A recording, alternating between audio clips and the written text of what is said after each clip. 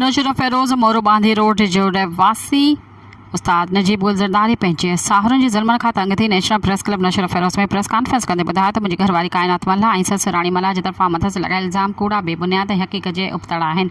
उस्ताद नजीब गुल ज़रदारी ॿुधायो त संदसि शादी 3 साल अॻु काइनात मल्हा सां थी, पर शादी खां पोइ मुंहिंजी घरवारी पंहिंजे भाउ लाइ विहार ते पैसा वरिता त भाउ बेरोज़गार आहे। जॾहिं पैसा ॾियण जो टाइम थियो त हुनजी माउ हुनखे विहारे छॾियो, चयो त पैसा भरे न त छोकिरी न ॾींदसि। मजबूर थी मूंखे पैसा भरिया ऐं हुन खां पोइ ससु राणी मल्हा लगातार ब्लैकमेल कंदी रही त वरी हुन चयो त घर जी ॾाकण ठहिराए ॾे। उहा बि ठहिराए ॾिनी, वरी पैसा घुरिया ऐं पैसा न ॾियण जी सूरत में धीअ खे तलाक ॾियण जूं धमकियूं ॾिनियूं।